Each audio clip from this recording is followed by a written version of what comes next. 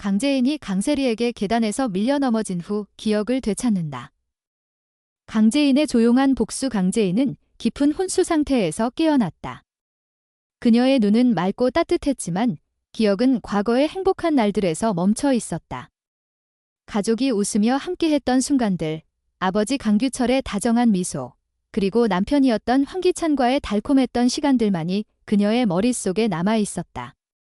하지만 황기찬의 배신, 그의 더러운 음모, 아버지의 죽음에 얽힌 끔찍한 진실은 모두 잊혀진 듯 했다. 제인은 그저 순진한 미소로 세상을 바라보며 과거의 상처를 전혀 모르는 얼굴로 집으로 돌아왔다. 황기찬은 이 상황을 기회로 삼았다. 제인의 기억 상실은 그의 범죄를 덮을 완벽한 방패였다. 그녀가 다시 기억을 되찾는다면 아버지가 남긴 녹음 파일, 그의 죄를 낱낱이 폭로하는 증거가 세상에 드러날 터였다. 그는 제인을 다시 자신의 집으로 데려왔다.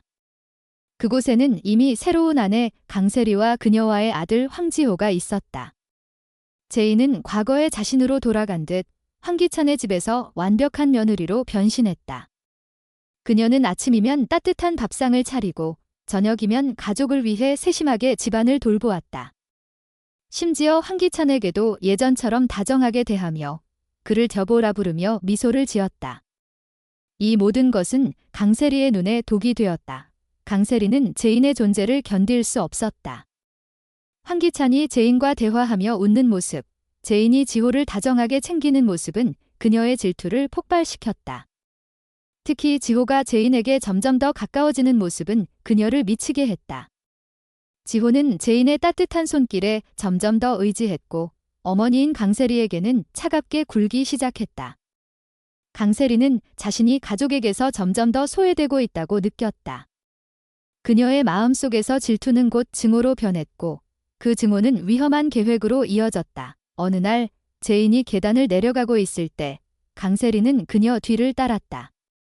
순간적인 충동 속에서 강세리는 손을 뻗어 제인을 세게 밀었다. 제인은 비명을 지를 새도 없이 계단 아래로 굴러떨어졌다. 쿵, 쿵, 쿵. 무거운 충격음이 집안을 울렸다. 제인은 피를 흘리며 쓰러졌고 곧바로 병원으로 실려갔다. 강세리는 겁에 질린 얼굴로 그 모습을 지켜보았지만 그녀의 눈에는 후회 대신 두려움이 가득했다. 제인이 죽지 않고 살아난다면 그녀의 행동이 드러날지도 몰랐다. 하지만 운명은 아이러니했다. 병원에서 깨어난 제인은 놀랍게도 모든 기억을 되찾았다. 황기찬의 배신, 아버지의 죽음, 녹음 파일에 담긴 진실까지. 그녀의 머릿속은 선명해졌다. 그러나 제인은 이를 드러내지 않았다. 그녀는 여전히 기억을 잃은 척 순진한 미소를 지으며 황기찬의 집으로 돌아왔다. 가족들은 그녀가 여전히 과거에 갇혀 있다고 믿었다. 제인은 그 믿음을 이용했다. 그녀는 복수를 다짐하며 치밀한 계획을 세우기 시작했다. 그날 밤, 제인은 저녁 식사를 준비하며 몰래 음식에 수면제를 넣었다. 식탁에 둘러앉은 황기찬, 강세리, 심지어 지호까지도 깊은 잠에 빠졌다. 집안이 고요해진 순간, 제인은 조용히 황기찬의 서재로 들어갔다. 그녀는 그의 노트북을 열었다. 황기찬이 항상 그 노트북을 곁에 두고 절대 다른 이에게 맡기지 않는다는 사실을 기억하고 있었다. 그 안에는 그의 더러운 비밀이 숨겨져 있을 터였다. 제인은 떨리는 손으로 암호를 입력했다. 몇 번의 시도 끝에 그녀는 성공적으로 노트북을 열었다. 화면에 떠오른 파일들은 그녀의 예상을 넘어섰다. 공금 횡령, 돈 세탁, 심지어 경쟁사와의 불법 거래까지. 황기찬의 모든 범죄가 그 안에 고스란히 담겨 있었다. 제인은 침착하게 파일을 USB에 복사했다. 그녀의 눈에는 분노와 결의가 불타고 있었다. 다음 날 아침, 경찰이 황기찬의 집으로 들이닥쳤다. 수갑이 채워지는 소리가 집안을 울렸다. 황기찬은 믿을 수 없다는 얼굴로 외쳤다. 이게 무슨 짓이야? 누가 날 함정에 빠뜨린 거지. 하지만 제인은 그저 차갑게 미소 지으며 그의 뒷모습을 바라보았다. 그녀의 복수는 단 하룻밤 만에 완성되었다. YL 그룹은 순식간에 혼란에 빠졌다. 황기찬은 회장직에서 즉시 해임되었고 경찰 조사가 시작되었다. 그의 제국은 무너졌다. 강세리는 충격 속에서 제인을 바라보았다. 그녀는 제인이 기억을 잃은 척 연기했다는 사실을 깨달았지만 이미 너무 늦었다. 제인은 차가운 눈빛으로 그녀를 지나치며 말했다. 이제 내 차례야, 세리야. 그 목소리는 마치 얼음처럼 날카로웠다. 강세리는 몸을 떨며 주저앉았다. 그녀는 자신의 질투가 모든 것을 망쳤음을 깨달았다. 제인은 창밖을 바라보며 깊은 숨을 내쉬었다. 그녀의 복수는 끝났지만 마음속 상처는 여전히 아물지 않았다. 아버지의 죽음, 가족의 배신, 그리고 그녀가 잃은 모든 것. 하지만 이제 그녀는 YL그룹의 새로운 주인이었고 진실을 되찾은 여전사였다. 그녀의 이야기는 이제 막 새로운 장을 열고 있었다. YL그룹의 주주총회는 폭풍처럼 지나갔다. 황기찬의 해임과 체포 소식은 세상을 뒤흔들었고 언론은 그의 추락을 대서특필했다. 하지만 제인은 승리의 기쁨을 만끽할 틈이 없었다. 그녀는 회장실에 홀로 앉아 아버지가 남긴 녹음 파일을 다시 들었다. 강규철의 떨리는 목소리가 다시금 그녀의 귓가를 울렸다. 제인아, 이걸 지켜. 진실은 반드시 드러나야 해. 그 목소리는 그녀에게 새로운 사명을 부여했다. 황기찬과 강세리가 무너졌다고 해서 모든 것이 끝난 것이 아니었다. YL그룹 내부에는 여전히 그들의 잔재가 남아있었다. 황기찬의 충성스러운 측근들, 그의 비밀을 공유한 이들, 그리고 아직 드러나지 않은 음모의 실체가 그녀를 기다리고 있었다. 제인은 결심했다. 그녀는 YL그룹을 완전히 장악하고 아버지의 꿈이었던 깨끗한 기업을 되찾아야 했다. 하지만 그 길은 결코 쉽지 않을 터였다. 그녀의 첫 번째 목표는 황기찬의 오른팔이었던 최상민 이사였다. 최상민은 황기찬의 범죄를 묵인하고 심지어 그의 돈 세탁과 불법 거래를 도운 인물이었다. 그는 지금도 이사회에서 영향력을 행사하며 제인의 자리를 노리고 있었다. 제인은 그를 무너뜨리기 위해 치밀한 계획을 세우기 시작했다. 그날 밤, 제인은 비밀리에 김도윤과 정호성을 만났다. 어두운 카페의 구석 테이블, 세 사람은 낮은 목소리로 대화를 나눴다. 김도윤은 서류 더미를 꺼내며 말했다. 최상민 이사의 계좌를 추적했어요. 황기찬과 연결된 비자금 흐름이 여전히 그의 손에 남아있어요. 하지만 직접적인 증거를 잡으려면 그의 사무실에 잠입해야 합니다. 정호성은 고개를 끄덕이며 덧붙였다. 최상민은 교활해요. 황기찬이 무너진 지금 그가 모든 책임을 피해갈 가능성이 높아요. 게다가 이사회에서 그를 지지하는 세력이 아직 남아있어요. 제인은 차가운 미소를 지었다. 그렇다면 그 세력을 먼저 분열시켜야겠네요. 최상민이 믿는 사람들부터 하나씩 무너뜨리죠. 그녀의 계획은 대담했다. 최상민의 핵심 측근인 박지영 상무를 먼저 공략하기로 했다. 박지영은 YL그룹의 재무를 담당하며 황기찬의 비자금을 관리했던 인물이었다. 그녀는 겉으로는 충성스러운 직원처럼 보였지만 제인은 그녀가 약점이 많다는 것을 알고 있었다. 박지영은 황기찬의 범죄에 깊이 연루된 만큼 자신의 비밀을 지키기 위해 필사적일 터였다. 제인은 이 점을 이용하기로 했다. 며칠 뒤, 제인은 박지영을 비밀리에 만났다. YL그룹 본사에서 멀리 떨어진 한적한 레스토랑에서였다. 박지영은 긴장한 얼굴로 자리에 앉았다. 강제인 회장님, 갑작스럽게 왜 저를? 제인은 미소를 지으며 서류 한 장을 테이블 위에 올려놓았다. 그것은 박지영의 개인 계좌로 입금된 거액의 돈 내역이었다. 이건 뭔가요? 박지영의 목소리가 떨렸다. 상무님, 이 돈의 출처를 설명해 주실 건가요?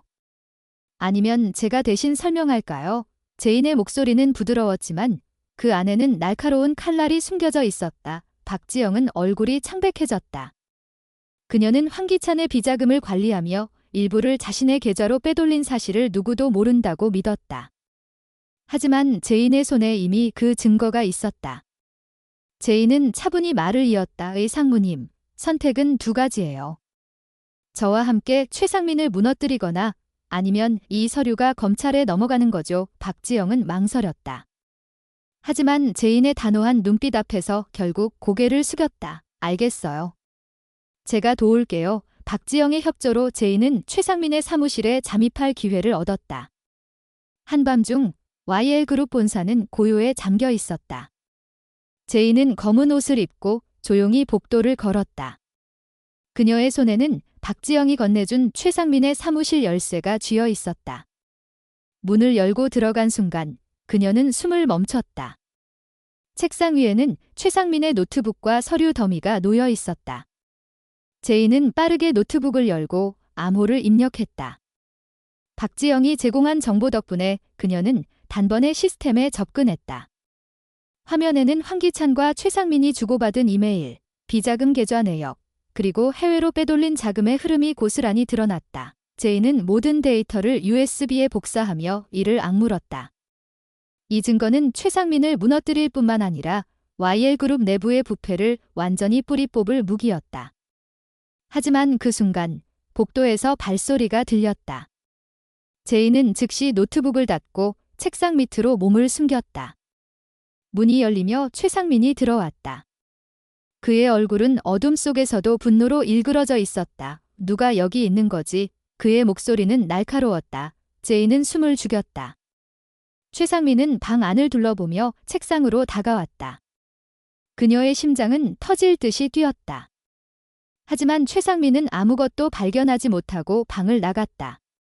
제이는 안도의 한숨을 내쉬며 USB를 챙겨 빠르게 사무실을 빠져나왔다. 다음 날 제이는 이사회를 소집했다. 회의실은 긴장으로 가득했다. 최상민은 여전히 자신만만한 미소를 지으며 자리에 앉아 있었다. 하지만 제인이 단상에 서서 USB를 프로젝터에 연결하자 그의 미소는 굳어졌다.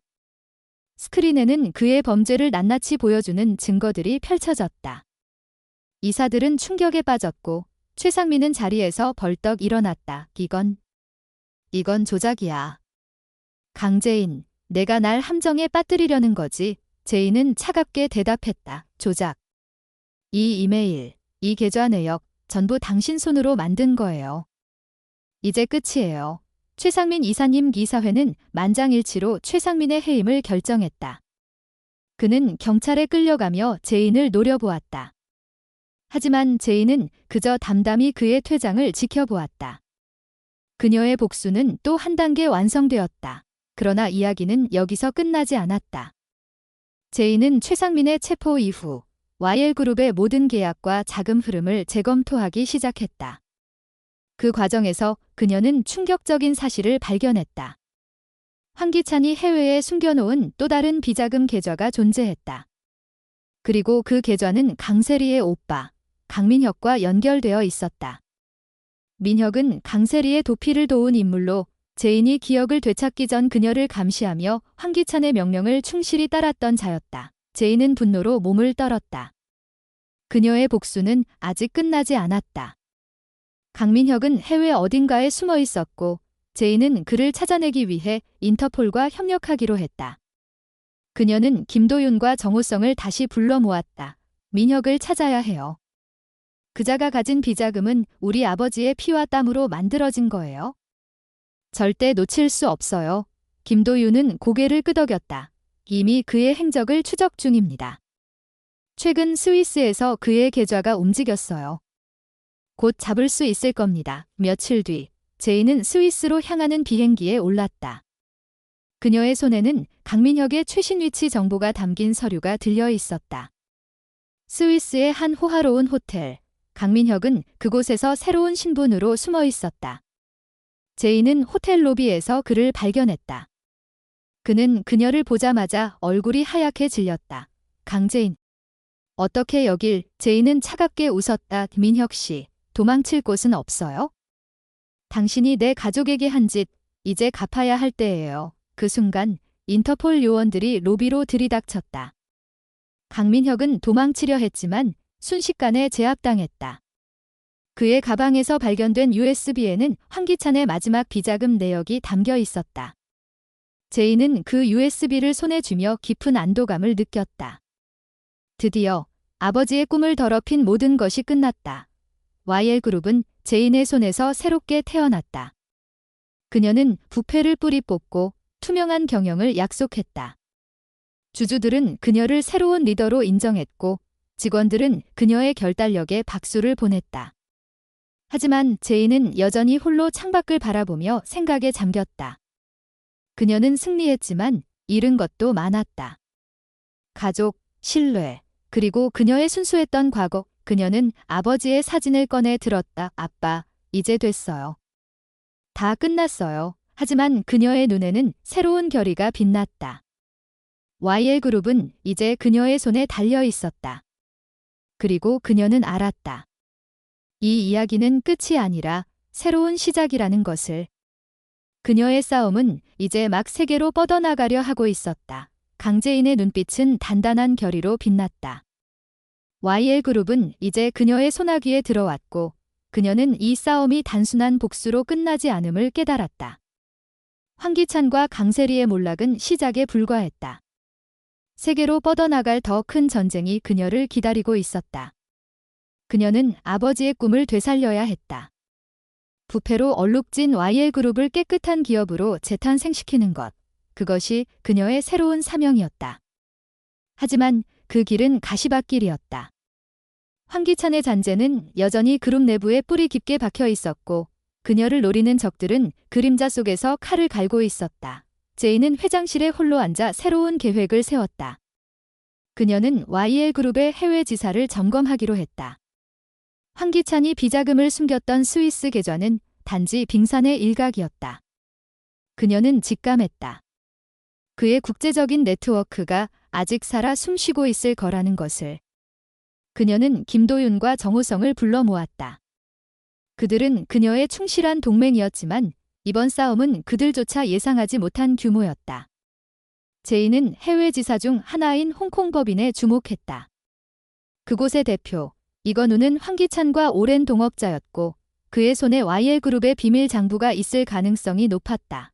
홍콩에서의 탈출은 시작에 불과했다. 제인은 귀국 후 이건우의 네트워크를 무너뜨리기 위해 인터폴과 협력했다. 하지만 이건우는 이미 그녀를 제거하려는 계획을 세우고 있었다. 제인의 호텔방에 침입자가 나타났고 그녀는 간신히 위기를 모면했다. 이 모든 위협 속에서도 그녀는 물러서지 않았다. 그녀는 YL그룹의 주주들을 설득해 이건우를 해임하고 그의 비리 증거를 공개했다. 이건우는 결국 체포되었고 그의 네트워크는 하나둘 무너졌다. 하지만 제인은 알았다. 이 싸움은 끝나지 않았다. 더 깊은 어둠이 그녀를 기다리고 있었다. 그녀는 아버지의 사진을 꺼내 들며 다짐했다. 어떤 대가를 치르더라도 그녀는 진실을 끝까지 쫓을 것이다.